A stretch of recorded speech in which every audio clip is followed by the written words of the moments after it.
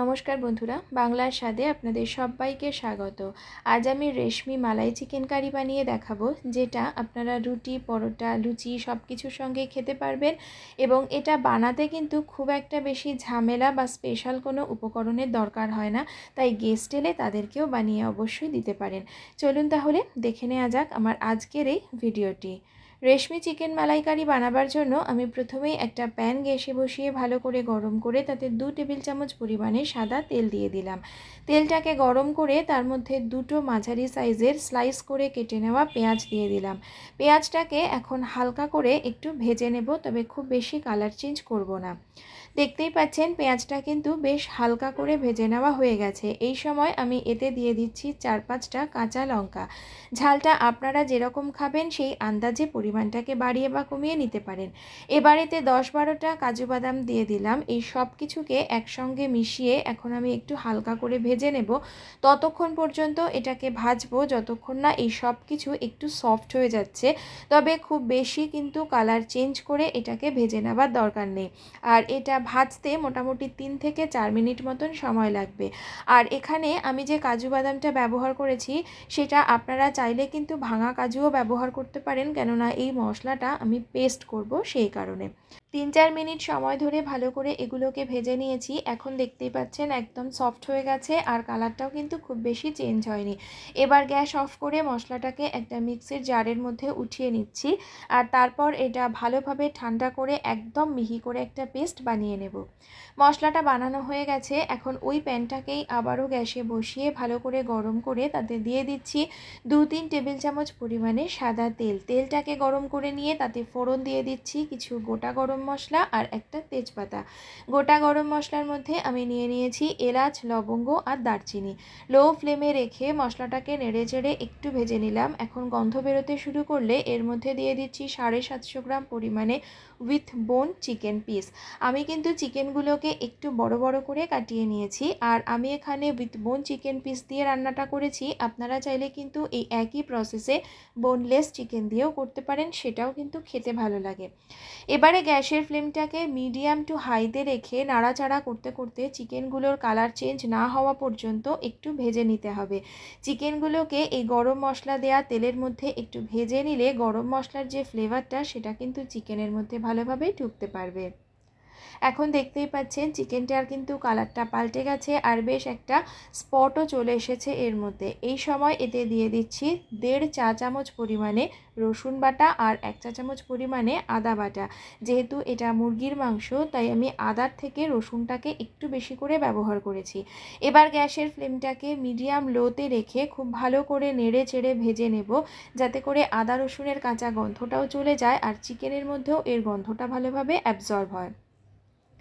এখন দেখতেই পাচ্ছেন এই আদা আর রসুনটা কিন্তু ভালো করে ভাজা হয়ে গেছে, এর কাঁচা গন্ধটা চলে গেছে। এবার কিছু গুঁড়ো মশলা অ্যাড করব। প্রথমেই দিয়ে দিচ্ছি 1 চা চামচ জিরে গুঁড়ো, 1 চা চামচ ধনে গুঁড়ো, 1 টেবিল চামচ কাঁচা লঙ্কা বাটা। লঙ্কা কিন্তু আগেও দেয়া ছিল, তাই জন্য লঙ্কাটা কিন্তু বুঝে ব্যবহার করতে হবে। এবার দিয়ে দিচ্ছি 1 চা চামচ কাশ্মীরি লঙ্কা গুঁড়ো, 1/2 চা চামচ পরিমাণে হলুদ গুঁড়ো আর 1 চা চামচ পরিমাণে রোস্টেড কসুরি মেথি। এবারে সব কিছু ভালো করে একটু নেড়ে চেড়ে চিকেনের সাথে মিশিয়ে দিচ্ছি। আর যাতে এটা পুড়ে না যায় সেজন্য এর মধ্যে সামান্য পরিমাণে একটুখানি জল দিয়ে মশলাটাকে ভালো করে কষতে দেব, যাতে করে মশলার কাঁচা গন্ধটাও সম্পূর্ণভাবে চলে যায় এবং মশলা থেকে তেলটা ছেড়ে যায় আর চিকেনের গায়ে মশলার কোটিংটা খুব ভালো করে লেগে যায়। এখন দেখতেই পাচ্ছেন মশলাটা ভালো করে কষে তেলটা ছেড়ে দিয়েছে আর চিকেনের গায়েও কিন্তু মশলার কোটিংটা খুব ভালো করে লেগে গেছে। এই সময় আমি এর মধ্যে দিয়ে দিচ্ছি 1/2 কাপ পরিমাণে টক দই। টক দইটাকে কিন্তু খুব ভালো করে ফেটিয়ে তবে ব্যবহার করবেন, আর ফ্রিজ থেকে বার করে টক দইটা কিন্তু দেবেন না। আর একটা কথা মাথায় রাখবেন, যে টক দইটা ব্যবহার করছেন সেটা যেন অতিরিক্ত পুরনো বা বেশি টক না হয়, তাহলে খেতে ভালো লাগবে না।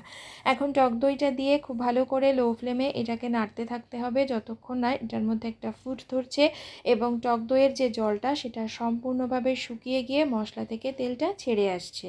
এখন দেখতেই পাচ্ছেন দইয়ের যে জলটা ছিল সেটা সম্পূর্ণভাবে শুকিয়ে গেছে আর মশলাটা কিন্তু কষে গিয়ে তেলটাও ছেড়ে দিয়েছে। এবার আমি এতে ভেজে রাখা কাজু বাদাম, পেঁয়াজ আর লঙ্কার পেস্টটা অ্যাড করে দিচ্ছি। মিক্সির জারটা ধুয়ে সামান্য একটু জল এতে দিয়ে দিলাম। এখন গ্যাসের ফ্লেমটাকে একদম লোতে রেখে এটাকে ভালো করে তেল না ছাড়া পর্যন্ত কষাতে হবে। তবে মশলাটা যেহেতু কাঁচা নয় তাই এটার থেকে তেল ছাড়তে খুব একটা বেশি সময় লাগবে না। তবে আপনারা চাইলে কিন্তু একটু ঢাকা চাপা দিয়ে বারে বারে নাড়াচাড়া করতে করতেও মশলাটাকে কষাতে পারেন। আর যেহেতু কাজু বাদাম দেওয়া আছে তাই গ্যাসটা অবশ্যই লোতে রাখবেন। এখন দেখুন 3-4 মিনিট পর দেখাচ্ছি মশলা থেকে তেলটা সম্পূর্ণভাবে ছেড়ে গেছে। মশলাটা কষে যাওয়ার পর এখন এতে দিয়ে দিচ্ছি 1 কাপ পরিমাণে গরম জল। গ্রেভি আপনারা যতটা রাখতে চান সেই আন্দাজে জলটা দেবেন। তবে এই রান্নাতে কিন্তু খুব একটা বেশি ঝোল হয় না, কিন্তু চিকেনটা এখনও সেদ্ধ হয়নি তাই চিকেনটা সেদ্ধ করার জন্যই আমি এতে 1 কাপ পরিমাণে গরম জল ব্যবহার করেছি। এবার যখন জলটা ফুটতে শুরু করেছে তখন আমি দিয়ে দিচ্ছি স্বাদ মতো লবণ। আমি এতক্ষণ এর মধ্যে লবণ দিইনি, জলটা দিলে যেহেতু আন্দাজ করতে সুবিধা হবে তাই আমি এই সময় এসে লবণটা দিয়েছি। আর দিয়ে দিচ্ছি 4টে কাঁচা লঙ্কা। লঙ্কাগুলো আমি কিন্তু চিড়ে দিইনি, তাই জন্য ঝাল হবে না, শুধু কাঁচা লঙ্কার যে ফ্লেভার সেটা এর মধ্যে অ্যাড হবে।